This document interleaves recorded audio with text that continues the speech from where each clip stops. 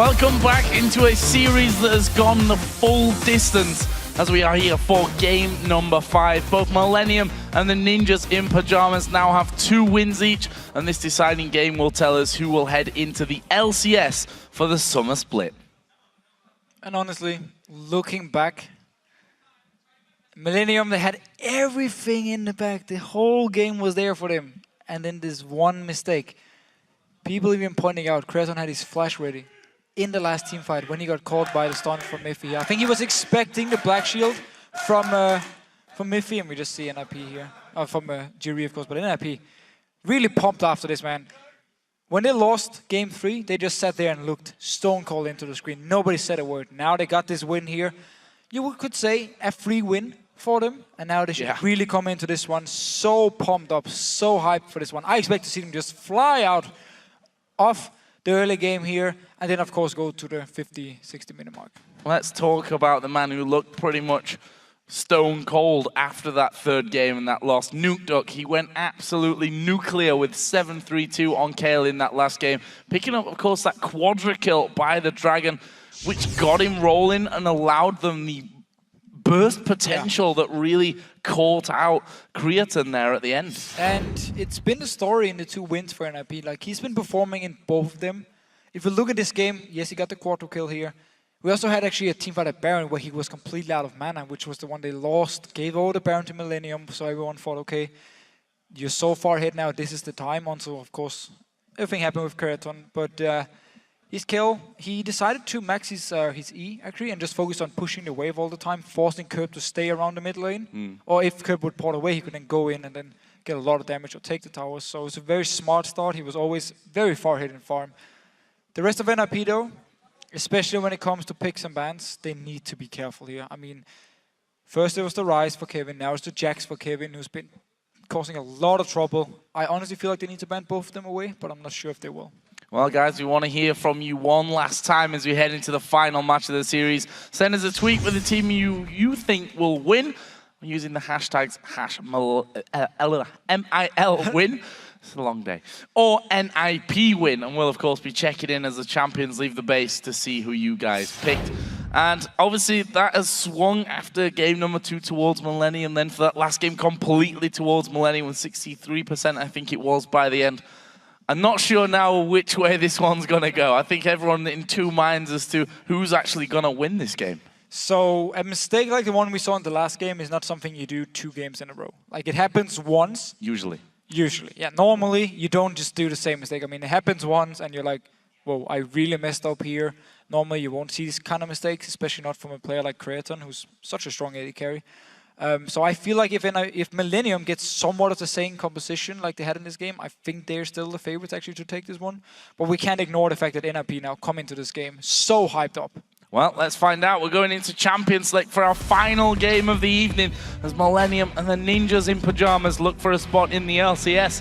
So far, it's pretty much as it was for Millennium, banning out Lulu. On the other side, Nocturne taken away. So that's a priority here for the Ninjas in Pajamas. Thresh banned again by Millennium. They don't want Miffy to get his hands on that. Don't want him to play. He's been playing Leona quite a lot now. Setting up some good plays, but of course the Thresh is his main support. Don't want to risk him making plays on it. Same 2 bans from NIP here with both Nocturne and Jax. Really was 2 of the key picks for Millennium. They are now gone. Jax in the last game. And now I really just hope they're going to ban away the Rise as the last thing. Well, Jax was taken. Twisted Fate moved away as well, away from Nukeduck, and there is the Rise ban. And we see LeBlanc, the only one that's now got through these picks, the bans, and he's going to feature as the first pick for Millennium. So Curb going to go back onto that Assassin in the mid lane. So we need to see if Curb is so good on LeBlanc that it was worth it for NIP to ban it out in the first few games. Obviously, it was Millennium banning it in the last game, but still, we need to see now it's first picked. The 2 late game monsters from Kevin are now gone. NIP, though, they actually decided to pick the entire bottom lane here. Lucian is a very strong pick for them. And of course, Leona has been the one for Miffy, except for 1 game where she replayed it and actually had a very good game. So I like this Leona login. They have the engage ready, and they actually don't even care about the Kha'Zix. They give it over to Millennium. Yep, Karnek's going to get that one here as well. And well, we see Irelia locked in for this top lane for Kevin. We've seen Zora Zero already bringing out a couple of games in a row. course, they had Rise both those times in Millennium. This time around, it's going to be Kevin that has that Irelia, and there are the lock-ins. So, LeBlanc, Kha'Zix, Irelia, the first 3 picks for Millennium. And again, it's fun to see also how NIP prioritizes their bottom lane so heavily, even though there's a lot of options, both AD carry and support-wise. They didn't go for Kha'Zix, didn't go for Irelia for Solo Zero, something I expected them to do.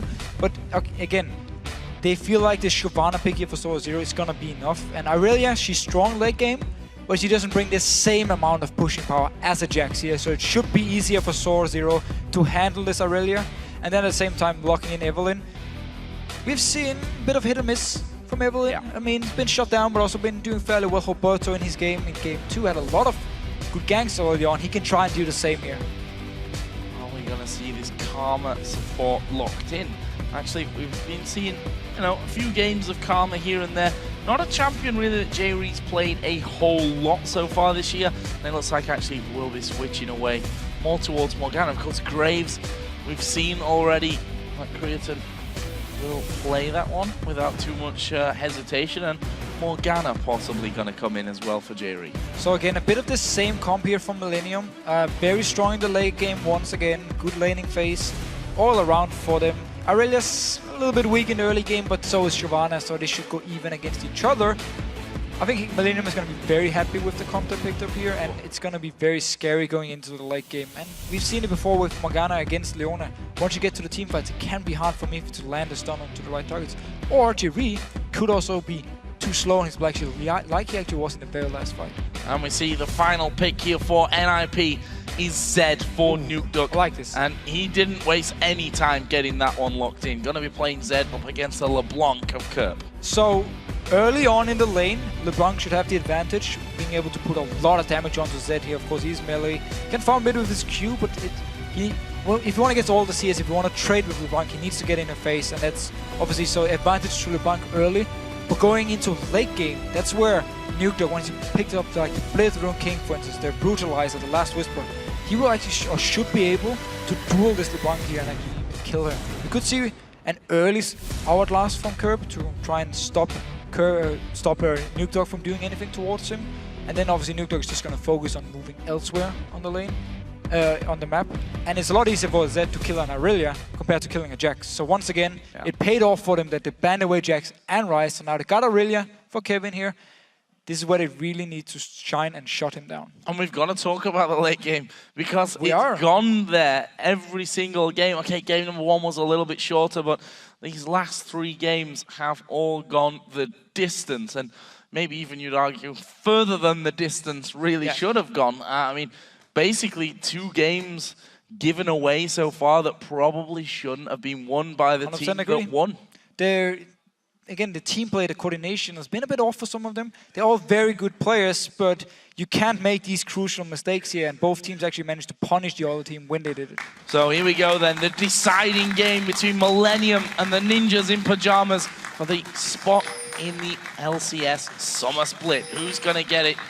Who is going to come out victorious in this one? Some interesting starting items here. Crystalline Flask for Kerp. Doran Shield start for Nukeduck because of that early auto attack harass. Yeah, early poke here. He wants to make sure he can always farm in the lane. Miffy with the same start. No items, just wards and then potions here on Leona. So we could see NIP try something in the early game. Try something here level 1. See if they can catch Millennium by surprise. Coming into late game though, as you said yourself, we need to talk about it. Teamfight wise, I really like Millennium's setup here, where Zed, it's hard for him to kill someone in the late game, but whoa, we need to be very careful here. Millennium is standing a lot of members around. Oh, the binding just missed. Zoro Zero, that wasn't dodged, that was literally, he was pacing back and forth, and luckily for him, he just clicked to go the other way as that binding comes flying through. That was incredibly, incredibly close here. And you can see he's like, nope, don't want to stand in the tri-bush anymore. I'm going to back away to the red buff. And for NIP's side here again, they have to do the same thing they've been doing the early games. They need to win early game. They need to get all the pressure there, then coming into the mid game. Because teamfight, late game wise, quickly touched on before the whole binding thing here towards Solo Zero. It's going to be so hard for Nukeduck to kill a target when there's Zhonya's, when there's Quicksilver Sash onto multiple members here. And at the same time, the Kha'Zix late game, the Irelia late game in fights are both very, very strong. Of course, Shyvana is as well. Evelyn as well, but just not the same kind as a Kha'Zix, for instance. So I like the team fight setup for Millennium late game more than I like NIP's. but it also depends on what items Millennium can actually pick up in time. And there's NIP moving up, gonna push Kerp out of position. The rest of Millennium are actually on the top side here. Are they going to actually try and close in on them? We see that Kerp is still inside of that brush, and here they are. They're going to come in. They've managed to land the dart binding on towards Mithy. They're going to force him to flash here, surely. Or will he just go down? One more auto attack will do it, and it's a first blood coming in for Irelia. Meanwhile, Cornex actually doing some good damage. Freeze will flash back towards that mid lane. Zoro should get out of this one as well, but first blood nonetheless goes to Millennium. Terrible start by NIP. Such a smart move by Millennium. Waiting up here in the top rush and then moving down as soon as Millennium, or as soon as NIP moved for the blue buff. This should mean, or at least they want to go towards this red buff here. Multiple members from NIP trying to stop it. But Creaton is up in the top lane farming. Freeze is nowhere near. He's going to fall so far behind in XP. They're actually going to force them away from that. We see the vote 75% of you voting for the Ninjas in Pajamas after their Game 4 victory. We'll see. Not an ideal start for them, however. Yeah, not a good start by NIP. Managed to defend the buff, but still they sacrificed a lot of early XP for Freeze up in the top lane. Dorito still level 1, helping out on the blue buff for Kha'Zix actually. He's going to join in now with Creaton. Interesting, especially in that bottom lane as well, Irelia. Getting the ideal start, went back and picked up a long sword as well, so extra bit of damage coming out for Kevin. Meanwhile, Alberto, he's headed around here into the Millennium jungle to the red. Going towards the room, he's actually going to pick up this red buff. Kha'Zix is very, very far away, so NIP going to get the advantage when it comes to buffs earlier on. Already got his own double buff, taking another one here. Cornex, only level 2, man. He's going to be pretty far behind early on here. And I tell you what, he can wait. He needs to be really careful about this one. Alberto actually did decide to back off. Cornex just walks in. Damn it, my buff's gone.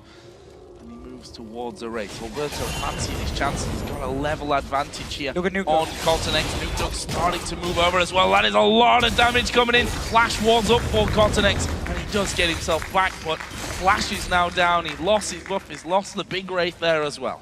So very, very good start by Cornex. Oh, Alberto, sorry. Shutting down Cornex very hard. He has forced a recall. Dorito, very good binding. Getting some poke. Now Creaton going aggressive. Oh, Mithy down to less than half HP. Couple of auto attacks from Creaton will force him to back away. Try and get some health back. Meanwhile, Alberto's just seen that ward go down from Kerp, so he knows, not do the Wraith because that will be in full vision. Instead, he's going to clear out what was left of that red camp. And we need to remember with Miffy up here in the top lane, with the full ward start, he doesn't have an item early on, so in a bit of a disadvantage. And Millennium using the XP advantage on Creaton, and also the fact that Miffy now is so weak here early on, he just bullied him out of the lane. Look at Creaton, level 4, only level 3 on Freeze. Fantastic job of that one. Doubles, yes, 32 to 14. That is a very, very strong start for Creaton in this 2v2 up in the top lane. Down in the bottom lane, the 1v1, 25 to 29 in favor of Zoro. We see a second Doran's Blade for Kevin on top of that longsword that he picked up after getting the first blood as well. So he's still a danger here. Very, very dangerous. And he's going for this early game here with double Doran's Blades so he can try and bully out Zoro. For now though, he's actually gonna be behind in line once this wave comes into Zoro. He is at least doing a job. Good job by Zoro's side, getting the farm he needs early on. So, Evelyn, let's see what Alberto can do about this one. Currently walking through the Millennium jungle, getting a fairly deep ward down over between the white and that blue buff camp, and he's now going to come straight up towards this top lane. Actually not spotted here, but because Millennium were headed back to recall anyway, I think he figured that he was maybe spotted from somewhere along there, and decides to go back on his way into his own jungle. Although he's going to get level 6 before Cornex, and that's where he can try and set something up. I like the ward he put up here, simply also to see if, first of all, is Cornex there during the big wave? Can I try and go in and steal it? And then secondly, whenever he moved for the gank, he would know if Cornex was moving as well, if there was a chance of a counter gank. So very good deep ward by him, by Alberto. Getting very far ahead in CS early on as well, jungle. He's going to be happy, getting the level 6, and then we can see if he can start. Cornex had a bit of a ropey start, that's for sure, losing out on that buff, having to use his flash and being bullied out of his own jungle by Alberto. As Kerp here going to go into Nuke. He has in fact used that death mark. Here comes Alberto. manages to pop the passive there of Kurt, but not finish off the kill. Very good move by Nukedog though, dodging out of the ultimate from Kerb and then going straight towards him. Didn't take the damage, didn't get silenced, and then actually stopped his recall as well, forced him to go back here. It's going to take even longer. Roberto straight into the jungle, taking away more things from Cotton-X. Good stuff jungle-wise, but the AD carry duel is definitely in favor of Millennium and Creaturn up on his top side of the map. 50 to 29 CS, double Doran's Blade and a Vamp Scepter compared to the Vamp Scepter and a single Doran's Blade up until now. And here just trying to line those bindings for what would be then free damage coming out of Creaturn. NIP needs help from Roberto. He's level 6 now, so he can actually start a gang up here. Of course, the Black Shield is going to make it harder. They need to really either bait it out or choose the right target. He's very far away though, so the help is not going to be here for now. Creaturn can try and extend his lead even more. Notice how he's every single time Freeze moves over to try and last hit a minion, Creaturn moves with the minion and just hits him in the face. Every single time. No chance of Freeze to even reply back to Creaturn. It is going to get pushed up here, although Cannon Minion going to slow things down for them. And again, there it is. Step forward from Creaturn. And as soon as he gets close, buckshot straight onto him, does it once again. I see Cotton-X actually moving up. That ward that was put down earlier, just on that corner by Alberto, will actually spot Cotton-X's position. Would have to be a full-on dive anyway if they were to do anything up on that top side of the map. Meanwhile, Nukeduck is going to go down towards the Wraith, spotted by the pink ward and the ward inside of the brush. Not really for the Wraith camp that he wants to go there, or to just get the vision down to see if he can catch out Cotton-X moving around the side. First blue buff for the game here as well, donated over to Cup. So there's in game 2, where Roberto was playing Evelyn, we saw Millennium do the same thing with their pink bolts. They put them very defensively, they don't want to put them too deep in. And now going on to Predator near Black Shield is there. And they turn around, they go straight for J Reeves, forced to flash straight out of that one, but Creaturn turning around here, Dark Binding doesn't quite land onto Mithy. If that had have landed, it could have changed how that fight actually went in the end, especially since Creaturn is level 6 now. Does have, of course, the Exhaust as a heal, as we are going to see Nuke going on towards Curve. Exhaust used onto him though, pretty much misses everything, and that Death Mark not really doing much damage. And Exhaust is such a good summoner spell against these assassins. I mean, you just remove so much of your damage, and that's why Curve brings Exhaust. So whenever Nuke goes towards him, Exhaust in your face, you're not going to kill me here, and I'm just going to continue farming poke you. But he's falling behind in CS, also due to the fight we saw at level 6 between the mid laners, where Curve was forced to recall. He fell even further behind. And bottom lane wise, they're actually fairly even now in form, but Sword of Zero was far ahead beforehand. Alberto though going towards Curve. And he's got his flash back up, uses that one pretty much instantly. No Death Mark for Nuke. That's the problem with his combo in the mid lane. Not really any hard CC to lock down Curve. Even if he doesn't have the flash, of course, has a distortion to just back away. But as long as they put pressure on him, as long as they force him a bit back here, give some early pressure, early farm for Nuke so he can get to his Blade of the Rune King, his Brutalize the point, his last Whisper, where he can really start split pushing and kill people. That's the goal for him, and we see him now already with the Brutalizer. So in a straight up fight, as long as the Exhaust is not there, he got a lot of damage. But look here, Alberto coming towards top lane again. This is bad news for Jerry. He, of course, uses flash in that last encounter. Mithy going to come into this one. Razi going to throw down the ultimate. Doesn't even need to. Jerry does go down in the end. The culling from Freeze is actually what gets him the kill. Here's the response from Millennium, though. Straight to Dragon. Straight towards the Dragon here. So NIP actually trade a kill for Dragon. Definitely worth it for Millennium, except for the fact that Freeze fell so far behind in the lane. They actually had to do this move because they needed to give him some time, needed to give him a kill and some time to farm, otherwise you just fall so far behind. So they had to trade away a kill and some farm on Freeze for the Dragon to Millennium. Leaves Millennium 1,000 gold up in this matchup, and there's some damage onto Cotton-X, just stopping him from going back. The chain's actually missing. He uses his ultimate here to get a bit more damage down. There's the dive in. Deathmark gonna go out, but I think Nukeduck's gonna die. Slow comes down. Cotton-X got too deep. The Ignite ticking away. Oh, got him. Wow. Just enough damage from Nukeduck. Says thank you very much for the kill, and I'll take your red buff too. That was beautiful. Remember also here in 4.5, the ultimate from Kha'Zix does not reduce the tower damage anymore, so he took the extra damage there, ended up dying. Very, very nice play by Nukeduck, and it's just what the NRP need. They need him to get going so he can just carry the game. Berto is going to come down bottom. Kevin has his flash available, so Don't imagine that they'll be in too much trouble, especially since Alberto doesn't have his ultimate available. And again, SCC is not exactly what you would call impressive. Kevin just dashes off to Alberto, even turning around, and quick auto attack does decent amounts of damage to him. Not really any danger there for Kevin. No, not the ideal gank here from Alberto. Just wanted to try and put some pressure. Maybe even force away a flash from Kevin. Could be he would just flash it and spotted him. Did get some damage onto him though, and Sora Zero just continue to pressure. Is ahead in CS, but there's a good wave coming for Kevin. He can pick up and even things out.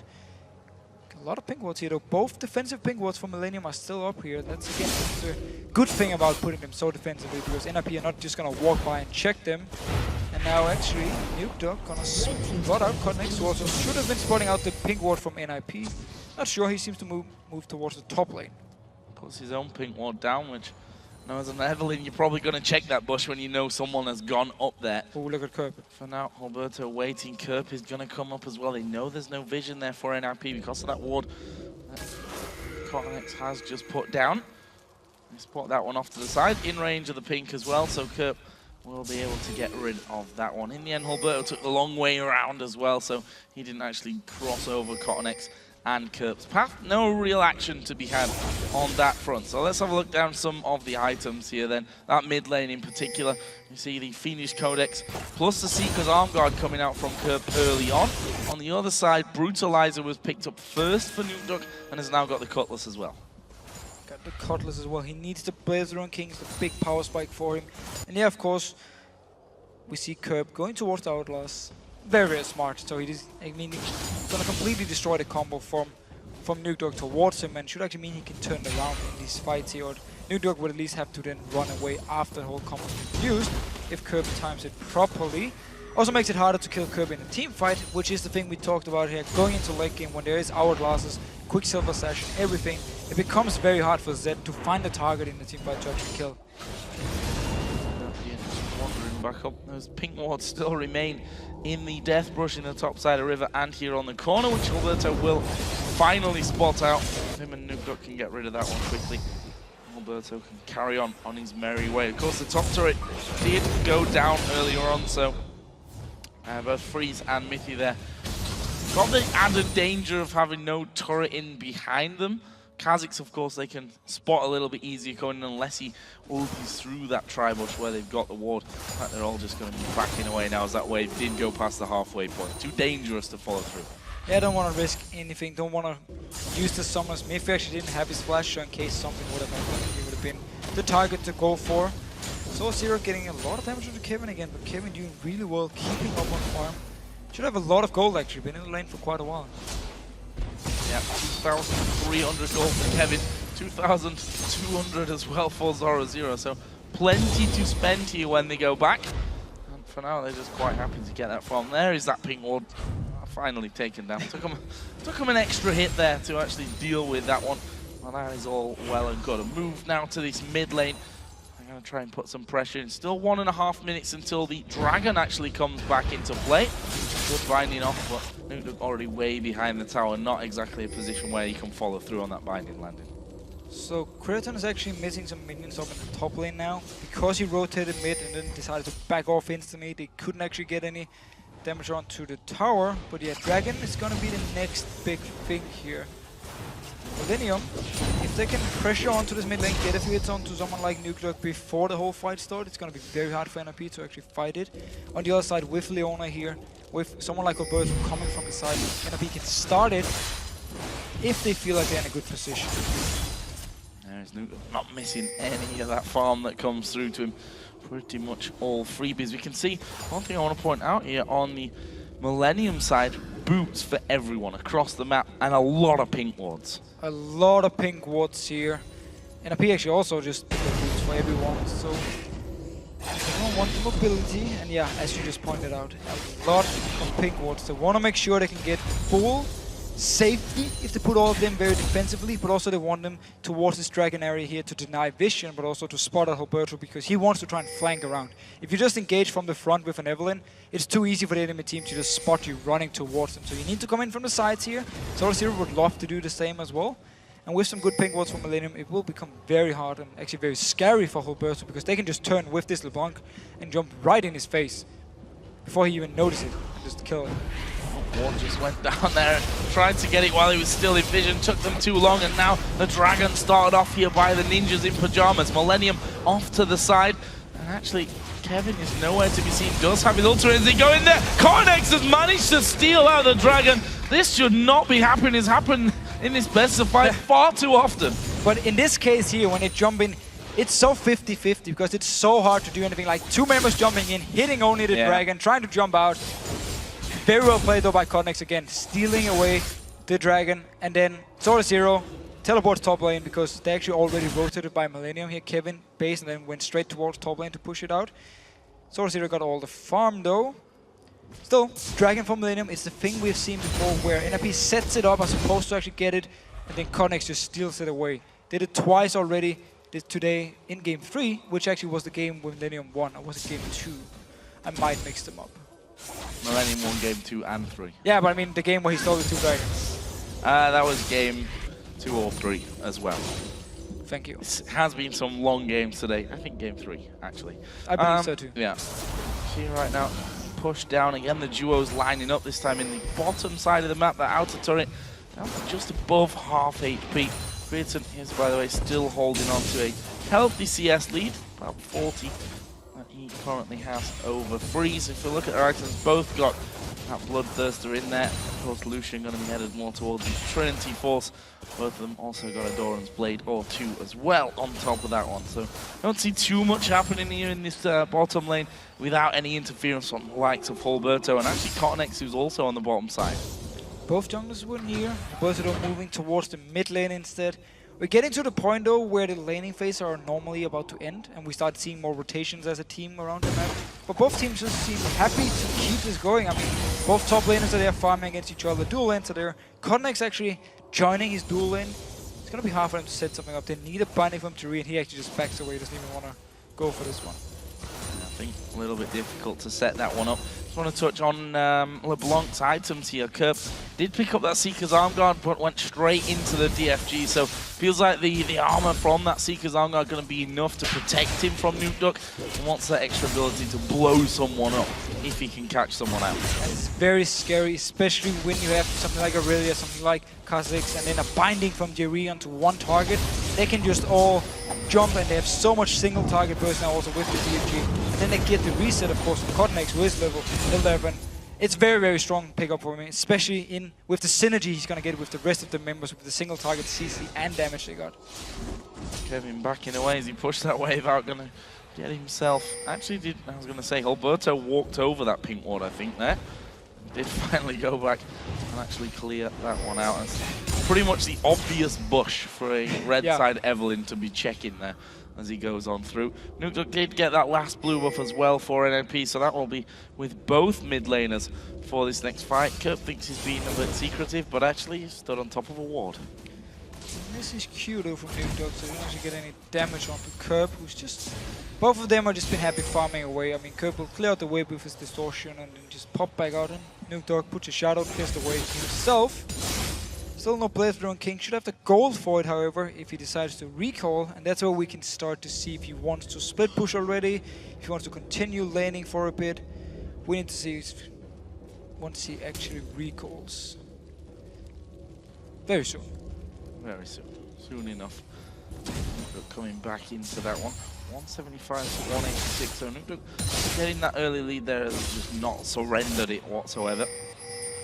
So Alberto also coming down. No real opportunities onto Kevin, especially when both summoners are available for him. This might be different though. Kerp now headed down to that bottom lane. He goes to Riverside. He will be spotted by the pink ward. Let's see that brush. We'll see if they can actually get into them here.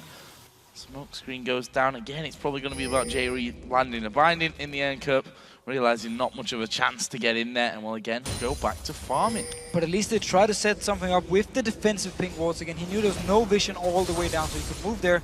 Had a binding landed, had NRP started a fight, he would have been there and turned it around, just instantly burst someone. Some damage onto Kevin here in the top lane. His tower is still there, so it makes it very hard for Alberto to actually set something up, especially also because Cornex is nearby. Just ping there towards the Baron. Not sure if they actually caught sight of Hulberto.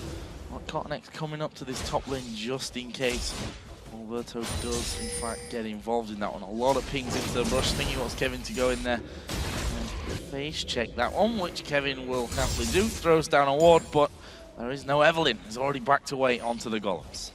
No Evelyn. Ward probably wouldn't have done too much either to actually spot her out. Seems Connect staying around, trying to set something up here. I'm not sure if he's expecting Alberto still to be around. He's been waiting for the last 20-25 seconds. Now he moves away from the top lane, bottom lane, farming away. Still Creaton extending his lead, actually doing really well together with Jerry. Having a good time of it, that's for sure. As I said before, Bloodthirster now picked up that Zeal as well. Went Phantom Dancer the last time we saw him on Graves. Guessing that's where he's going to go again. We do have 25 seconds here until the next dragon of the game does come up. Getting Kerp low at least now, with such a low timer on that dragon, would be a good idea, but then you'd also argue maybe it's more useful for Alberto to be saving the likes of his ultimate for if Millennium do challenge for this dragon. Last time, of course, it was an NIP dragon on paper. Cortex jumped in and stole it though. And it's spawning now. Connex is running from base. Kevin is running from base. Sora Zero's up in the top lane. Teleport is ready. Nobody actually was there on time to start it. NIP decided to back away. Might just want to look for a few hits onto Curb, as you talked about yourself, before they feel confident enough starting it. Creaton took a bit of damage, but he got his buff first. They will be able to sustain it up once the minions actually get to him. And now Cotnex moving towards this bottom lane once again. If they get a kill here on NIP, they can go straight towards the dragon. Well, the bullet was used there. The binding comes out, doesn't quite land it there. We see the difference in kills and assists across the board. 2-2. There's a, these stats are always going to be fairly close, considering how long these games have gone with, I'd say, fairly low kills across 4 games. Very low in all games. You're 100% correct. I mean, these are not the two teams who just do insane early game or mid-game action in all the games. They play very passive towards the late game. So we get, a few kills. This time around we got 4 kills in 24 minutes, but we have to say, both the junglers are really trying to set something up. It's just never really happening again. We are so far into the laning phase, it's very rare we actually have this long of a laning phase. And it just becomes even harder to set something up. And that's why when both junglers are there, nothing actually happens. And they need someone like Curb or Nuke to move to a side lane to start something if they want to kill a target. Oh, they're going to go in Creaton, stepping forward. Then he played landing, but a quick black shield this time.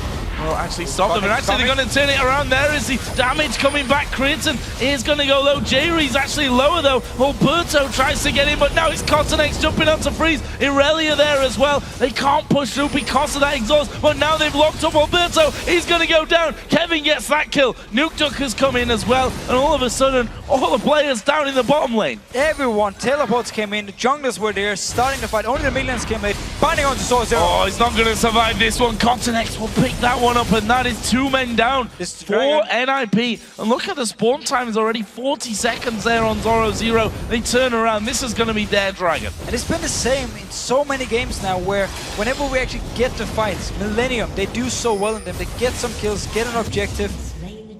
NIP, man, they set something up, countered by Millennium instantly. 3 dragons for them, 2 kills as well. Millennium looking very strong in this game.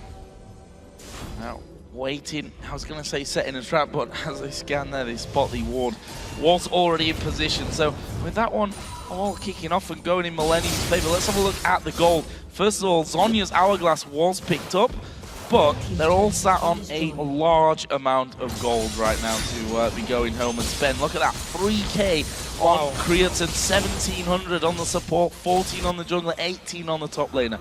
That's a lot of items going to be coming out when Millennium go back. Yeah, and again, we've talked about how late game wise Millennium been such a strong team. This time around, Nuke Dog, who is he going to kill? He's not going to kill LeBlanc anymore, that's the Sonya's. We actually see the early magic resist now for Creaton. He can build it into the Quicksilver Sash, remove the ultimate from Nuke Dog, making it even harder for him to kill anyone. And it's just going to be the same situation as in game 2 where NIP was ahead in that game. But then they couldn't actually split push, got into team fights and were just a lot weaker. The game got extended, Millennium won it. This time around though, Millennium are actually ahead in the early or in the mid game with a very strong team fight comms. So it looks very good for them, and at the moment they should feel very confident. To be honest, they look pretty confident the way that they grouped up and trying to go there down in the bottom lane, moving straight into Dragon. Kerp stepping forward, Mithy and Free saying no, don't want any of that. I'll just back away completely. Meanwhile, in that top lane, we are going to be seeing the two of them going head-to-head as Kevin doing a lot of damage here onto Zoro0. He's got Randuin's and Trinity Force now. Decided not to use his Randuin's there, which actually would have allowed him a lot more damage out onto Zoro0. Maybe could have forced away the ultimate, but Zoro0 used the Playthrough King to escape. Freeze now in the mid lane needs to be careful. Is he going to go fully in? DFG was used, but the rest of the combo not really connecting onto him. And all because of that flash that Freeze used. Didn't want any part of that. And now they stack up here to have a go on this mid turret. Already the minions gone though. Don't want to be tanking that up at this stage. 27 minutes into the game. And it's a 4,000 goal exactly lead that Millennium have. 2-1 up in turrets. Still level on the 3-3 at kills though. Notice how Nugdog was down the bottom lane before to split push. Millennium didn't care. Millennium just moved 4 members to mid lane, tried to set up something on Freeze, and then try to push down the tower, so they forced Nugdog to move away, to move up there, and potentially defend if Millennium had stayed around. So they didn't even care about him split pushing. It could still be an issue. I mean, the one-on-one between him and Curb could be the decider of this one, unless Millennium want to send someone else down to try and stop Nugdog if he gets in the position where he can actually split push far enough up. See, Trinity Force as well. 4 Freeze on that last back, so that's definitely painful if you get on the wrong side of him. Last Whisper as well, just a little bit earlier on, picked up for Nugdog. Silver Sash for Graves just before. So again, they move back off into more of a passive farming. I say passive farming, they've got 3 men pushing up this mid lane, but I don't think they're going to be able to get too close to that turret. You see the hate spike. Nugdog able to just clear that out quicker than they can get any hits on the tower. Yeah, NIP really needs Nugdog to stay with the team in order to have enough wave there. Curb though, jumping in every time. See if there's a chance to land a few hits. The binding from Jerry missed here. Kevin been taking control of this lane up here on top. We saw him before forcing Zoro0 away. And as long as those two can just keep fighting each other until we actually get a winner between it, we're just going to see more action between the 4 people here in the mid lane against each other. It's going to be more important. Yep, auto attack here and there onto that turret. And Curb obviously safe pretty much to go for that. He can just dive straight out with the distortion. We've got 2 minutes until the next dragon, and well, the way this game's been going, pretty obvious that is probably going to be the next time that we see these two teams skirmish, if even then at all.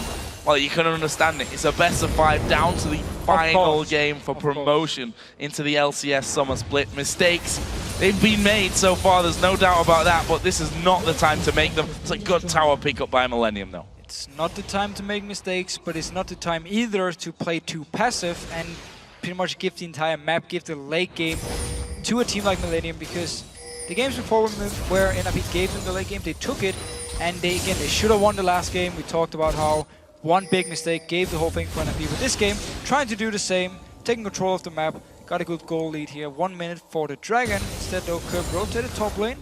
Kreton and Jerry down to the bottom lane. Nothing's gonna come from it. Everyone is backing away here. Dragon is gonna be the next big thing. I like the fact that Millennium have these defensive pink walls still up there, so they know that Alberto's not going to be flanking around the back of them. They can stay a little bit further pushed up these lanes.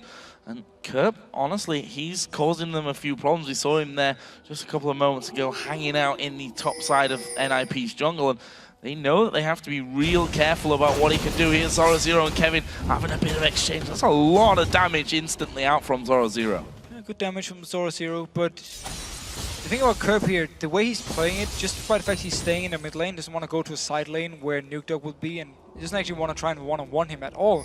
He's staying and trying to get hits onto the rest of NIP members every time he has the chance with his team, and forcing NIP then to be defensive. And it's been working because Nugdog got all the items he needs to start split pushing, but he's just been forced to stay in the mid lane to try and wave clear all the time. So Dragon is up now. Last one, of course, did go over to Millennium after they had that fight down on the bottom lane. A little bit slow to get there this time around, but they do finally group up with 4 men. Kevin, of course, got his teleport so he can join in from that top side. Zoro0 is actually recalling, and there's a ward there, so NIP see that this is happening. However, they cannot do a thing about it. Nope. That's another Dragon going over to Millennium. 4 out of 4 now for them, and a 5,000 gold lead. Doing so well. NIP knew instantly they couldn't go for this one as soon as Millennium started up the Dragon, and they didn't want to wait there either because they didn't want to risk Millennium engaging onto them. Millennium is very, very strong teamfight wise, and of course also being ahead helps so much for them. Look at Cotnex here. Picked up a last whisper now. His damage is insane as well. If he gets on to someone like Freeze, he will just tear through him. Yeah, I mean, Kerp and Cotnex together, just Romans. You're dead. You don't want to get involved if those two are there, that's for sure. See that actually Alberto is waiting by this top side now, seeing if he could maybe get in onto Kevin, but he himself got Zephyr, Randuin's Trinity Force. It's not the kind of play you really want to mess with at this stage of the game. And look how fast he's moving around. If you don't lock him down with some CC, then he's just going to kite you around. It's going to be so hard to catch on to him. Mifido moving here with his jungler Alberto. They actually want to try and do something up here in the top lane. Kevin needs to be careful. Standing with it. Nuke Dog is there too. 4 members from NIP. They need this kill. Let's see if they get it. Be impressed if Kevin can escape this one. 4 men coming his way. Already gone back. That was literally the biggest letdown of the game so far. Now, though, they are going to go in there. Kevin at the halfway point. What's he going to do? Blade of the Ruin King was used onto him. He's going to actually dash off and then flash away. And Kevin does manage to escape it. 1 versus 4. Incredible stuff. Great moves, and then he's just so fast afterwards. Nothing NIP could do to catch on to him. And that was 4 members. It means in the mid lane, Freeze is left to defend.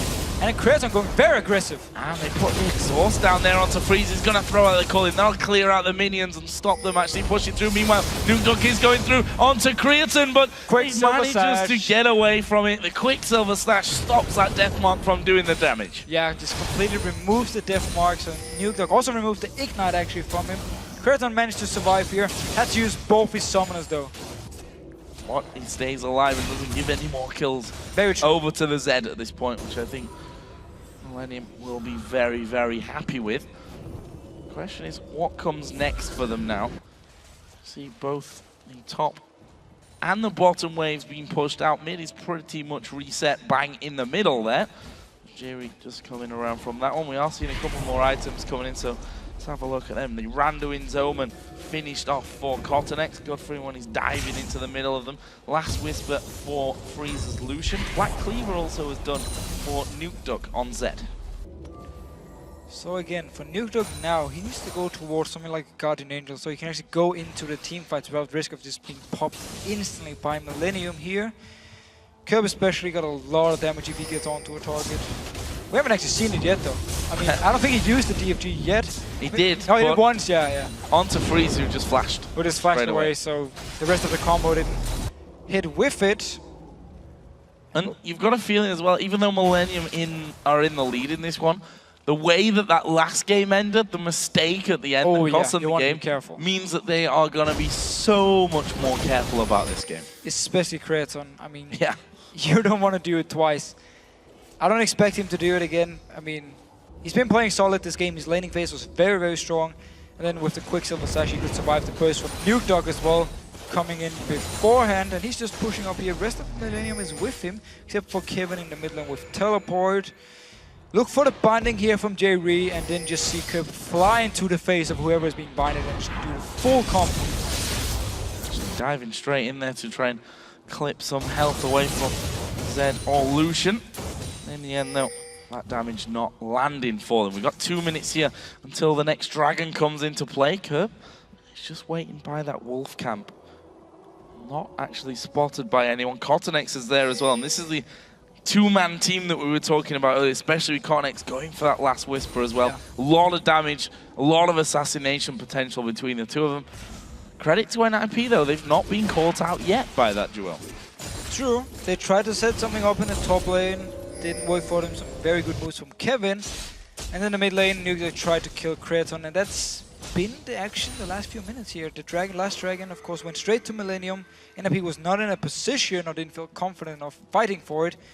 Instead, though, just farming away, and as we've talked about in the other games, Millennium are more than happy to just farm. Like, they don't need to finish the game now. They can go to the 50-minute mark and they can be happy with their comp. Also, the later you go, the more that mistakes cost you. We should know. And as we've seen from that last one as well, I think it was 70-second spawn time when Creaton actually ended up dying there on the steps of the NIP base. This time around, no mistakes. The name of the game for both these teams. And you can expect that a fifth game in a best of 5 that's 2-2 for what's on the line here. I mean, this is half a year. This is a split's worth of professional gamer, you know? This It's is the chance of getting to the World Championship as well. exactly. I mean, you play for everything here. It's not just a tournament where you get some prize money. Like, you play for everything as a professional League of Legends player. You want to be in the LCS. That's how it is. If you want to get in here, it's where all the best teams is. This is where everyone is watching, and also with the chance to qualify for the World Championship. So both teams, of course, playing very careful for now. Still an issue for NIP. They don't really want to go full late game against this Millennium comp. Finding comes through there was between Zed and Lucian. One of those two Kevin would have been a juicy target. They are going to go towards Kevin. They do manage to lock him up for now, but have they got the damage? He actually jumped away. The rest of Millennium now coming in from this one. Cornex going very, very low, but have they got the damage to finish anyone off? No, they don't, and they're not going to chase it either. Nukeduck decided not to use his ultimate here. Sora Zero still got his ultimate. Dragon is still alive. Jerry with ultimate, good binding on the Sora Zero. Just get a few hits. A lot of ultimates used, but still some very key ones left. Look for Nukeduck now to try and go towards someone like Creaton. Dragon is alive. Nip are making a move for it now. Moving down the backside. It's going to be J-Ree to throw Dark Bindings in there and see who he can catch. You see they're backing away ever so slightly, so scared of Cornex making his move over. In the end, though, it's Kurt that goes through. A little bit too early on that one. He did good damage to it. That just helped NIP in the end. Alberto smiting that one away. That's the first Dragon out of 5, actually, that goes over to Ninjas in Pajamas. Still leaves them almost 6,000 gold behind. Now they're going to make a move onto this mid turret. I don't think Millennium are really in a position one more to end hit. it. One more will do it. They actually go towards Freeze, but again, not got the damage there.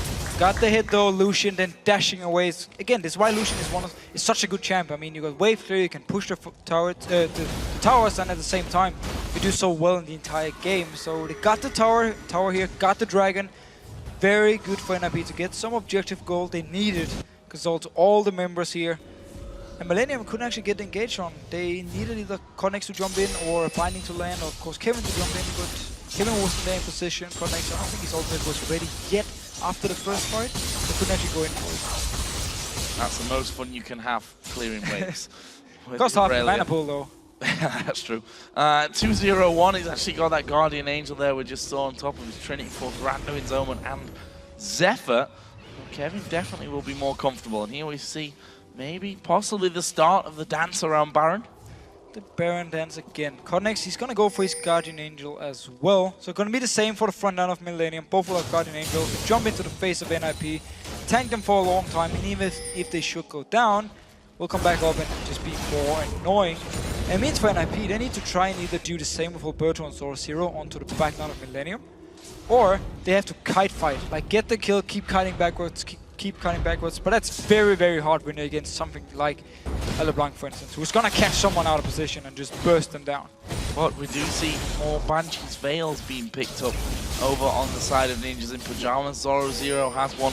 We have one in the jungle as well for Alberto, and I'm assuming more going to be coming across as well, along with Guardian Angel. So not going to be easy to blow someone up. He's got to pick his target very, very carefully here, Kurt. Very carefully. The same goes for Nukeduck, of course. Like, both assassins here, it's gonna be hard for them with exhaust as well on both sides. It's gonna be hard to actually get in there, get down the target you want. And also with Kerb, since he went for the DFG, he's a lot of focus on his upfront like burst damage. He could have gone for an Fiends and Death Cap instead and had more overall damage longer in fights, but went for the damage early on. Again, we talked about how it's good synergy with something like Kha'Zix to get him this early kill so he can get a reset and move on. More wards cleared out. Kerb again setting up a bit of a trap on this top side. No one really spotted. It's Kevin. Just kidding. Just have the Baron a little bit. Just test out how squishy the Baron is at this point, and I think realizing, okay, can't quite solo him just yet. And Kerb still waits up there, playing the patience game. Sadly for him, Leona, who was over the other side of the Golem camp wall, is just recalled. I have to Alberto's ask, not close either. Has Sora Zero even been in this game? Who? Sora Zero. Has he been in the game? Oh. It's a long day. Like, I don't know. I haven't seen him like there's never been a chance for him to do anything. I mean, he's 0-1-0, not been part of anything. Only 3 kills. So. I think the answer you're looking for is yes, he's got the most farm in the game, which kind of tells you how he's really played this one. Farm, farm, farm, farm. Got himself Sunfire Cape, Randuin's, Blade of the Ruin King, and that Banshee's Veil. I mean, we're 42 minutes in again, which I'm going to go ahead and say is pretty much still early game between these two teams. Sadly, it is true. I don't know, man. This has been a good one so far. Binding goes through. Nukeduck just sidestepping that one. And NIP saying, okay, we need to get in there and hold some control of the Baron area. They literally just force their way in, make sure that Millennium go back and drop all their wards. Then they're going to walk away. And I'm guessing that Millennium are going to do exactly the same here pretty soon. There was the Banshee's Veil popped. So first, though, they wanted Codnex to go back to base, pick up his Guardian Angel. Same style again, jump into the face, he can just roll in. Kevin though needs to be a little bit careful. He's the ulti from Miffy. Yeah, and that's it. What are you gonna do, really, against Kevin? Yeah, they throw the Solar Flare his way. He's got a Guardian Angel, he's got a ton of resistances and health in there. And that Black Shield, as we've seen once again. A ton of tenacity as well. Yeah, I mean, just locking him down. That's true, yeah. So hard in a team fight where it's gonna be like 40% if there's 4 members around him, so gonna be very hard to actually lock down Kevin, which also what we saw. But the ultimate from Miffy, of course, here in the late game is gonna be up fairly soon, so he should be able to start it. Connects though, there's actually no ward, but NIP is pinging him out, so they know he's in there. Got the Guardian Angel, however, so even though he should be caught out of position, should be able to survive or at least respawn up and buy time for his team to come in and help. Saw Zero though fighting some more minions in the bottom lane. Alberto trying to clear out the top. Millennium can do a very fast rotation towards this tower here and just force some damage onto it and force the teleport from Zoro Zero. And they're going to try and get in around the back here. We see the Talisman is going to be popped, but already Nukeduck and Alberto had stepped away. But that is a forced tower there taken by Millennium. Yeah, very good rotation. Zoro Zero in the bottom lane. Wouldn't be able to join in time. Just straight up there, goes straight for the tower. 20 seconds on the Dragon. Baron, of course, is still up. Let's see if Millennium want to go straight for Baron here, or want to actually go towards the Dragon, pick it up. Curb jumped over the wall, trying to set up a trap. And there we go. That was slightly strange. They jumped in. I think it was a bit of indecision. So that is so very fast. We see a TP coming down onto the bottom side. Zoro Zero leaving that bottom lane to get involved with the fight. He is at the front, but the Baron's already gone down. Millennium picked that one up. Are they going to look for the fight? There is actually the jump in. I'm not sure that Mithy really wants that one. They're going to blow him to pieces. It's Jay Ree that gets the kill in the end. Bit of a mistake, I feel, there from Mithy to go in for that. And now they're going to try and track down the rest. Cotton X goes in. They're going to go for Zoro Zero. He uses his ultimate to get back to the tower. And that will be a 1-for-0 with the Baron. And the Dragon, yeah, probably is going to follow. Well, again, Millennium, though, controlling the map. First they rotate top lane, take a tower. No response from NIP. And then because they got full vision down here, set up the trap. First that Baron just jump over, take it down so fast. The teleport from Zoro Zero couldn't come in time, and NIP was not in a position to stop it anyhow. So Millennium now, full control of this game. It's been pretty much the same throughout the entire game actually. After they turned around the gang in bottom lane and took the Dragon, Millennium has just been in control, and NIP with no response. They need to hope for a mistake from Millennium like we saw in the last game again. Stepping forward, and look at Kevin. He's right up the front there. Doesn't even care of the damage coming his way. Pretty much soaks up the entire culling. Nukeduck can still do some good damage to him there though. Creaton here, he was the one, of course, that got caught out on the steps in the last game that allowed Ninjas in Pajamas to push straight back to massive spawn timers and win the game to bring it all the way to this final game of the best of 5. Right now, Millennium, 1,000 gold. That'd be good for NIP, I suppose, at this stage. A little bit more than that at 11,000 gold. 45 minutes in, still only 4-3 kills. A recurring theme from this best of 5. Yeah. All of them being low scoring. It's been a lot about farming, a lot about searching for mistakes by the enemy team before you went in for something, and very safe play all around throughout the entire series. Nobody really wanted to take any chances with this one. NIP will pick up a turret. Very big wave coming with them here. Still very far behind. And again, if you notice Nukeduck here, whenever a fight is about to start, he actually doesn't use his ultimate because there's no target for him. Is he going to go on the Guardian Angel tanks? Is he going to go on the Sonya's Outlaws? Is he going to go on the Quicksilver Sash? I mean, he actually needs to go and kill Jerry in the fights. It's the target for him, but then from there on, you've invested so much from the Z, he's not going to be able to bring much else. One problem that they obviously had that last game was the unwillingness to tank the turrets, which is why Creatine ended up getting caught out, because the rest of the team have backed off. There's a Thorn Mail now from Kevin, and we saw in that last push that he is the one that's basically going to have to grow up here and stand right in the way. As Kirk going in on towards Freeze. The DFP they need to was fight used. now. They're going to get this one. They are going to try and fight. Alberto comes from the side. There is a Zhonya's used by Kirk. Can they follow up on him? Millennium actually disengaging to back away. Nukeduck actually jumps back through to the rest of his team. No kills. Still ultimate on Nukeduck. He couldn't use it. Sword Zero with his ultimate as well.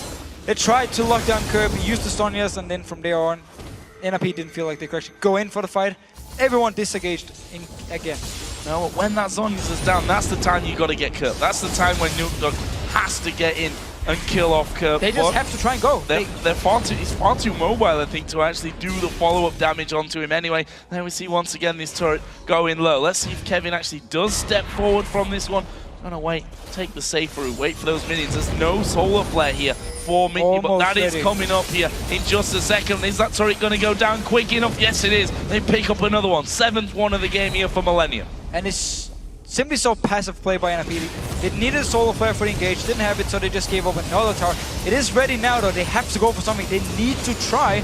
Otherwise it's too easy for Millennium to just get some damage onto this tower, back out again, back in, and I fear though NIP is actually at the point now where, as we talked about, they need a mistake from... Wow, that's a lot of damage. That is the combo that they were looking for. Actually, they've got into this one. Deathmonk's going to go on towards Kerb. That may be enough to pop him and kill him. It will be. That's the first man down, but they're going to keep going. Cornex was basically fighting 4 of them there at the back, and now Millennium, with that kill, are going to be pushing through. Freeze, of course, died. Kerb is down. Are they going to try and go for the win here? Nukeduck has still got his Guardian Angel. They're going to go towards Cornex. Millennium disengage and run away. And run away here, trading 1 for 1, but Inhibitor went down as well. 2 of them are now gone. Millennium can base, wait for Kerb, and just go straight towards the top lane and do the exact same thing here. Kerb managed to go down actually. Nukeduck got a kill onto him, but then we saw Cotnex. The Kha'Zix here in late game, he's just standing between multiple members of NIP with the Guardian Angel. He's so tanky, gets a kill as well onto Freeze, and then he just jumps out of the fight. It is very, very scary for him. Well, look at him between Kevin and Cortex. There's 2 Thornmails, 2 Randuins, 2 GAs, more Malmortis in there as well for Cortex. Like, you can't really do a lot against that. And as again, it's always one of the issues when you bring so much physical damage. Once you get to the late game part as well, and all the armor items are there from Millennium, it's so hard to kill anyone. I mean, everyone is so tanky because of all this armor. So generally, you will always get outscaled if you bring a lot of physical. And then at the same time, when you bring the champions here, or when you bring like something like a Zed who can't actually go towards any of these targets, it's just very hard for NIP to do anything. Millennium gonna go now towards the top lane, and well, it makes sense. That's the only lane with an inhibitor turret, and an inhibitor itself still there, and this is the hope. Oh, the trap. This is the hope for Ninjas in Pajamas. Not the guy you want. No, Kevin's going to come in, puts a ward down, and they get spotted. There is the trap pretty much done with. Actually, they're split here a little, Millennium. But NIP also splitting off. Zoro Zero going to get caught out of position. They're going to go for the binding inland. A lot of damage on towards Jerry. It's a good calling from the back as well. But do they want to keep fighting? Kevin's turned around. Alberto going to get locked up here. No, not quite, as the ulti from Graves came through. But they've killed Kurt now. Kevin trying to chase through. Nukeduck just juked straight through them, and they're going to keep chasing. Freeze going on towards Jerry. Nukeduck still has his GA available for this one. Cornex also got a Guardian Angel. Zenith's blade doesn't quite land. So 1 for nothing. Long fights with very little casualties. Yeah, but while Nukeduck again, it's hard for him to find the right targets. He actually finds them here. There was no Sonyas this time on Kirby. He had to use it earlier. Nukeduck went for him, drew all the attention from Millennium, and then he just popped back to his shadow after he killed Kirby. Beautiful play by him. I mean, he's playing this Zed so well. It's just so hard for him to actually do anything in the fights. But he's finding the openings. Like, he killed Kerb twice now. The rest of NIP then just need to be able to back him up and get some kills by himself. And we've just seen there Alberto not really able to fight against those super minions, losing a lot of HP. Some fire. It's the same story for Evelyn. Yeah. I mean, game 2 where he picked Evelyn, it was the same thing. He got to late game, and he became pretty much a non-factor, like when it came to the team fights, and it's been the same here. He's not able to do anything.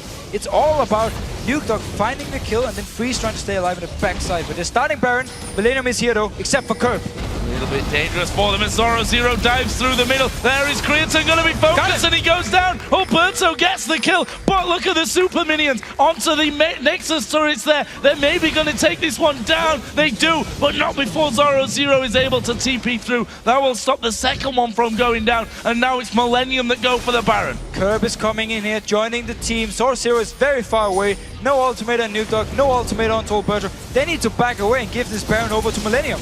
Well, they've got the vision on it, and Millennium don't fancy the fight. That is a massive culling coming out there from Freeze. It's gonna force Curb to back away once again. Didn't use his Zhonya's there, crucially, so he's still gonna have that next time they come up to fight. They've all backed away, and I say all of them. Only Curb really backed away from that. Millennium here need to hold NIP away from it. Interestingly enough, they're gonna spot Zoro here in the bottom lane. He's got no TP, he had to use that. They can have a 5v4 if they weren't already recalling. That was a terrible call by me though for NIP to back away. Actually managed to defend the Baron here. Very good calling from Freeze, hitting every single one onto Curb, so he had to back away here. Wisely, well played by NIP, staying denied it, but now they need to be careful. Wow, Freeze losing 3/4 of his health.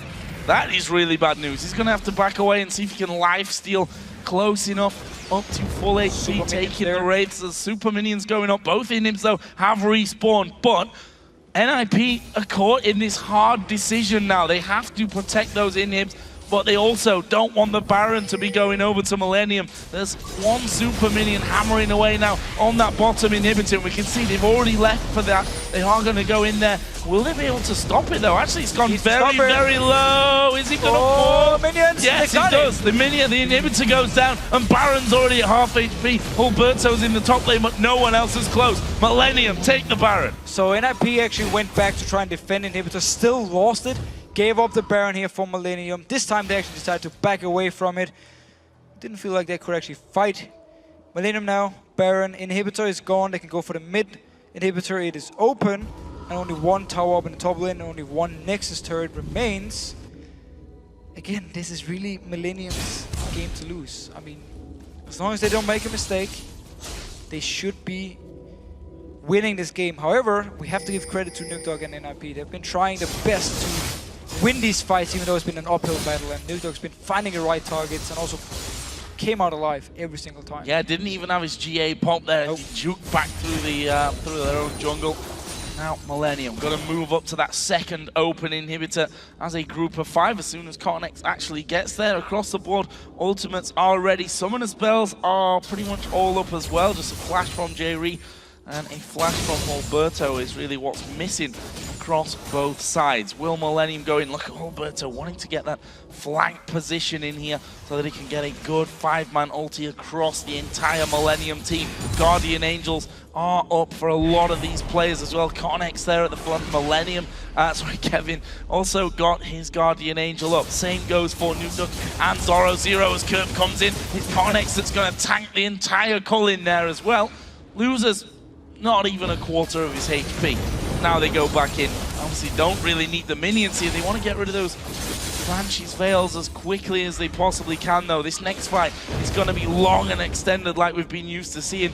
Will it be Millennium that come out on top of it? They've got a considerable gold lead as they a little bit scared here, I think, to move forward. Curb is the obvious. Look here, waiting for the big wave on the top and coming in, so that's going to get a lot of damage onto the tower. As long as they keep NIP in this mid area, the minions will do the job. Those minions are getting ever closer. Millennium moving one step closer as well towards the inhib itself. Zero's Banshee's Veil gets taken down as well. Freeze just trying to hold Kevin away from things. Well, that inhib is going to slowly but surely take some damage. Nuke Dog goes incredibly low there, and the inhibitor is going to go down. Got the inhibitor. Nuke Dog actually went very low from the minions coming in, and now big wave up here in the top lane. Millennium quickly rotating, trying to get a lot of damage. They could potentially take this tower. Decides to play it safe and back away. Don't want to take any chances. It's not got much HP left. A couple of hits there should be able to do it. They're trying to fight off super minions as well in the rest of the base. 2 more hits, I think, from Creatine. funnily enough, he's probably not going to be the one that stands forward, considering how that last game ended for them. Another Dark Binding comes through. He needs to go. They're still not being able to take this one. Kevin moves in to take the damage. There is Kurt. He says, right then, just screw it, I'm going to do this. Dives in, picks up the final inhibitor turret of the game. Are they going to be able to finish off the inhibitor itself? Super Minions are pushing in the bottom lane. There's a big wave of Super Minions now coming through onto that second and only Nexus turret here for the Ninjas in Pajamas. Millennium so close to victory here as the inhibitor goes down to half. They're going to go towards Creatine. There is the damage coming in. Good Black Shield, and now Zoro Zero has to back away. Carnex down to less than half. Alberto is going to be able to walk off, but now Zoro Zero flashes. Mithy is going to fall. It's now 5 versus 4. Millennium go onto the Nexus turret themselves. Nuke Duck does come across. He's going to go for Creatine, but he's dead as Zoro Zero gets his GA pop. That is going to be game here for Millennium. They get another kill. The Nexus turrets are already down. There's a shutdown coming in for Kevin at the end, and only the Nexus stands. And there it is. Millennium win the game 3-2 and secure their spot in the LCS Summer Split. This is so well deserved by Millennium here. They played so well today. Only game 1 was bad by them. Everything else, after they extended the game in game 2, after they got past the whole early mid-game lead for NIP and got to late game, they just won out. And then here in game 3, game 4, and game 5, even the game 4 which they lost, they were in control and just been in control ever since. They've just been performing really well, and NIP didn't have an answer for all these team fights. And you have to feel for NIP as well in this scenario, you know, losing out in the spring promotion. This game was so much closer for them. They'll still be ruining missed opportunities from game number 2, where they will have feel that they should have won that one and had 3 game points. But in the end, it's all about the teams that capitalize. Millennium weren't without faults today. They messed up game number 3 themselves. Game number 4 to bring us into that 2-2 scenario. Absolutely incredible stuff in this best of 5. So at least every single match was kind of the same thing, actually, except for game 1 where the early action from NIP got the lead, snowballed it out. From there on out, it was the same tactic. Millennium said, you know what, we're going to go late game in every single game. We're going to win by stronger team fights, by better late game champions. And the tactic worked for them. That's why they sit here now with the 3 wins over NIP. Because if you looked at the laning phase itself, NIP often did really well, actually could manage to pull ahead a little bit. But then once it came to team fights, Millennium was just a lot stronger. Like, the coordination was a lot better. This guy on your screen right here, Cotnex, he was fantastic today. First on Nocturne, 2 games, then he draws the ban on it, goes to Kha'Zix, just the same thing. I mean, he was just everywhere. And of course, we have to highlight Kevin in the top lane, performing so well in every single game. Yeah, I mean, that last one, just as the obvious highlight there, 3-0-2 on Irelia. He said at playoffs when we had him here on the analysis desk, I want to play some Irelia. Got to play it here today. 3-0-2, had all the items he could ever wish for and was just running rings around him. So much armor that he could tank up the turret. Also, I've got to say, Creatine there on Graves. 1-2-5, not exactly a massive score for him, but I'm more impressed about the fact that it was his fault when Millennium lost that last game, that they should have won. Still had flash, could have flashed away from all that danger. And to pick yourself up from that scenario where you're saying, wow, I may have just cost me my career and the career of my 4 teammates. To pick yourself up from that and play a solid game 5 is, well, just incredible overall. Yeah, I mean, full respect for Creatine. He did really well this game. The laning phase heavily in favor of Millennium, also because Freeze was so delayed of getting there. They just full control of the lane, punished him, forced him away, got all the farm they needed, and it was just his Graves pick here. It worked for him in team fights again, just like the rest of Millennium. The fact that NIP didn't have an answer for all this, for stopping the late game, they couldn't shut Millennium down in the early mid game like they did in game 1, and therefore Millennium could just play their game plan, worked perfect for them, and that's why they're sitting here. That's why they won, even though they almost managed to throw it away. Almost. But you also have to say that NIP were the big favorites coming into. You looked at Twitter, you looked around Facebook, on Reddit, everyone was talking about Ninjas in Pajamas for the summer split. But Millennium, I mean, this is the team, look at NIP, everyone's raving about NIP, the best team that's around in the Challenger scene. Millennium, they'll quite openly say they had a rubbish split here, finishing in 8th position. They just won. They just beat NIP, and that, if anything, shows they are thoroughly deserving of that spot. And 100%. I hope a little bit more time for Millennium's going to bring their season when it comes to the summer split back on track. So the thing for NIP is, individually, they're very, very strong players. But when it comes to team coordination, and also when it comes to champion picks, I feel like Millennium were ahead of them.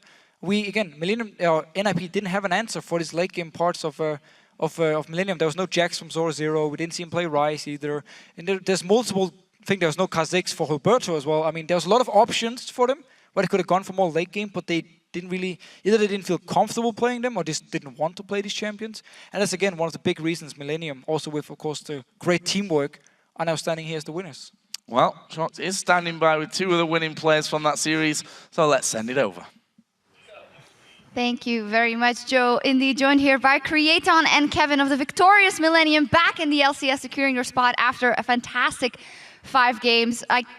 I just got to ask, the first thing that went through your mind, you were absolutely screaming at the end of that game because what a finish.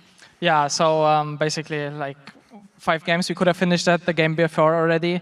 We did some mistakes and people were kind of hyped because we lost the last game, which we should have won. But yeah, we just calmed down and we focused again because we knew after the second game, actually, we kind of knew late game we're going to beat them. So we just kind of dropped it out there. We played their style at the beginning. We just farmed and did the same as they did. And it worked out for us.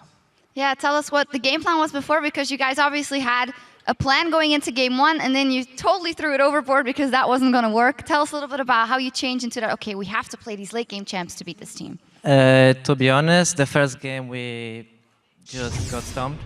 The second game we could not adapt, but we somehow turtle it. Like, it was crazy for me. I still don't know how did we manage to win it. We were dancing in the base for 20 minutes. And for the third game, we kind of adapted to their playstyle. I also feel like they got a bit crushed by second game because it should be a win for them, like 4th game for us. But the 4th game for me was really sad. I expected Black Shield. It was like miscommunication. I had Flash. It's just like 1 key, you know? And it's not like I would fuck up my career, but also for people, so I'm glad we won. Yeah, it was incredibly close for you guys throughout the entire series. Maybe going a little bit further, game 2, that momentum change is so intense for you guys. I mean, how do you play that if you know, do we have a chance? Do we kind of have a chance? And then you make it. So at the beginning, we didn't thought we have a chance at that point, but then somehow we realized they cannot push. They just doesn't matter if they have Barons or it doesn't matter. They just couldn't push against us, and if they would come close, I would just snare and we would kill the person. So we were just, I don't know, a bit scared as well to go out because we know this is the safe way and this is how we could potentially win, and we just put it through even if it's boring or something, but. For us, it doesn't matter. It's our career, so we will play like that if we have to. So, yeah. The games were very exciting, don't you worry about that. Creaton, how happy are you with your performance in this best of 5? We saw you going for a Graves a couple of times, and then versus the Draven, who is supposed to be very dangerous from freeze, and also did very well on it. I'm not really satisfied with my performance. I feel like lately I'm not performing as I should, and I'm gonna go home right now probably for a week at least, and I'm gonna try to fix my personal performance because I'm not really happy with myself at this point. Let us maybe talk a little bit more about that, because obviously you were in the team alternate that did so incredibly well at the beginning of the summer split last time, and then we never really saw that level again. It can, of course, only be you. Was there not enough hunger anymore in the team? What do you attribute that to? I feel like I'm not motivated as I was before because I used to play a lot. I used to have a lot of fun just by playing solo here. Right now, when I play like 3 games in a row, I'm just like, I don't want to play anymore. So it also comes with playing a lot.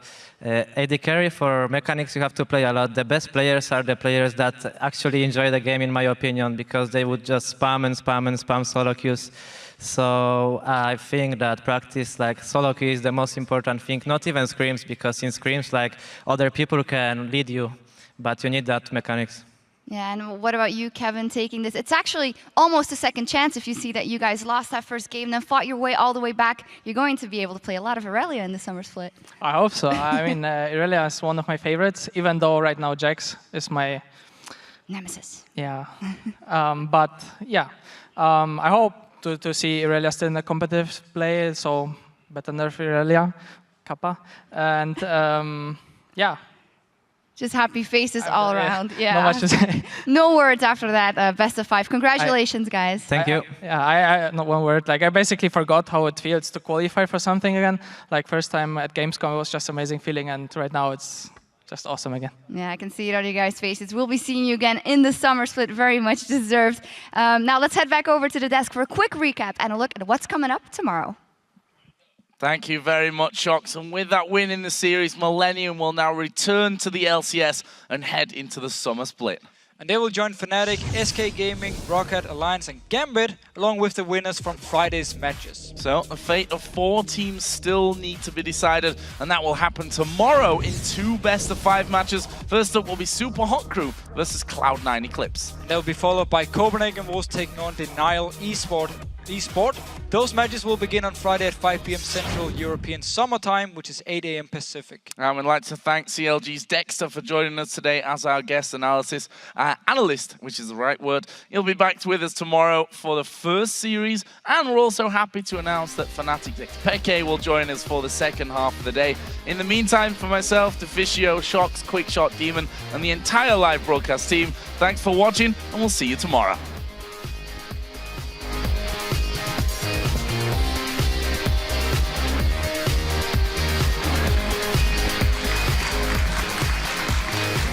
Nugget though, going towards Connex. Gonna throw in the Ghost, and there is a Cocoon landing as well. Have they got enough damage? There's the Axis coming over from Draven, and it's Alberto that picks up the first kill. Can he get Kerpira as well? Exhaust goes on to Nuketook, where he's flashed away. Janna comes around the side. It is gonna be a kill. Yeah, just go YOLO Draven. Yeah, I'm fine with YOLO Draven. Nice. Have it. Nice. Draven kill. Draven kill. BG. Can they FF? Okay, let's do this, boys. Yay. I'm gonna see me, then I'm gonna go. Okay? Okay. Going, on look. Go on, freeze. Exhausting, Soro. I'm on Zoro. I'm freeze. Soro. I'm zoning freeze. Nice, Oh, look, guys. Keep on going. They can't stop me. I keep going. Keep on going, Cotton. Yeah, go.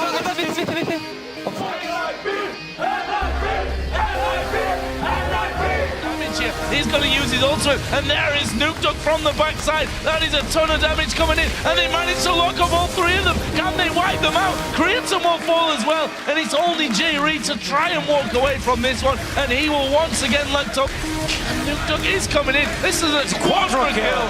Down the Can they finish up the game? 5 seconds coming in for Creaton, and they are going to pick up the Nexus. And what the hell? Ninjas in pajamas pick up the game. Nowhere to be seen. Does have his ultimate. He go in there. Cornex has managed to steal out the dragon. He's going to go for Clinton, but he's dead. As Aura Zero gets his GA pop, that is going to be game here for Millennium. They get another kill. The Nexus turrets are already down. There's a shutdown coming in for Kevin at the end, and only the Nexus stands. And there it is. Millennium win the game 3-2 and secure their spot in the LCS Summer.